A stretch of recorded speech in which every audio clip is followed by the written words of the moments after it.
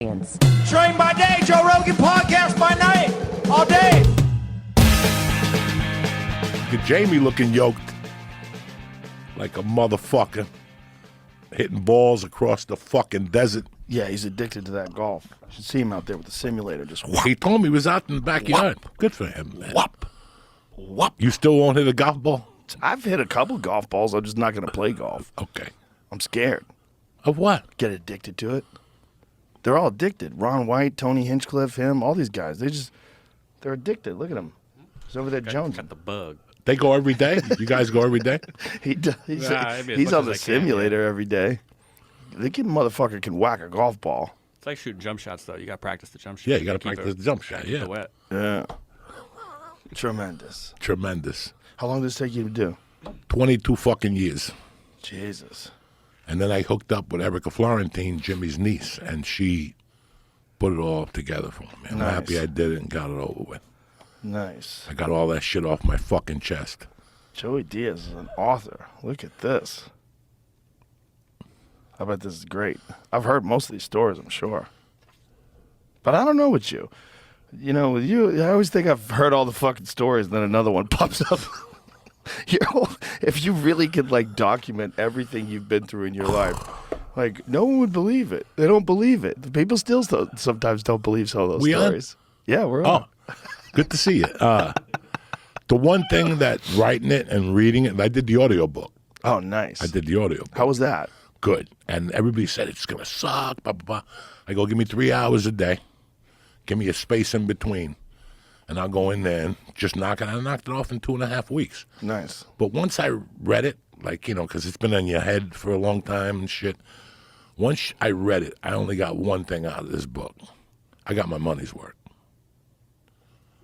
When they picked me for a life, I got my money's worth. Whether it was good or bad, you know what I'm saying? Whether it was good or bad, I got my money's worth out of this life. If I get hit by a plane tonight, I'm good. And that's what, seriously, that's what I came up with. Adventures, fucking stories.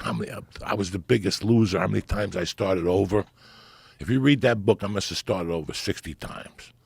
You know, just move, pick up, move, and go to another town and rob them blind. And then pick them up and go back and forth. I was like a fucking yo-yo, man. Yeah. I was very unsettled. You were unsettled when I met you. Very. It was so funny because I remember I was talking to some guys the other night in the green room about when I met you. I was like, I had come to L.A. and I was just so not used to actors. I was so not used to those kind of people. But I was so used to, like, comics and degenerate pool hall people. And then I met you, and I was like, oh, I know you. There's a like, combination. I knew you. I knew you right away. You and I became friends Quickly. like that. Quickly. Like that. I remember, like, there's so many people that got weirded out by you. It was so funny when I bring you around, like, news radio. With the leather jacket. Joey was building a football player back then, and you would go into the green room where all the executives, and you were eating all the shrimp cocktail, and they were scared to say anything because like that room was separated from everybody else's green room. So they had their own thing where they go in there and everything was catered and beautiful and champagne and you just strolled in there and started eating shrimp cocktail. And they're like, who's this criminal-looking fellow who's eating our shrimp cocktail? Well, they had the table with the regular food, and I remember they had chili. Mm-hmm. I'll never forget that. They had the best chili in the world. I was broke, I was hungry, and I must have ate 10 bowls of it. And then I looked over, and there's all these little white dudes with, you know, ha, ha, ha, ha. You know, I'm like, what the fuck? And they had the jumbo shrimp and the thing. So I walked right in there, right past them. They're like, ugh. And I just started mingling with them. Great show. Great script. Tremendous actor, Andy Dick. And that was it. And then they came to you, and you were dying to laugh. And you're like, Joe, you can't. They just, boom. And then the time with the Man Show. Oh, yeah. Oh. Yeah, we had some times with that one.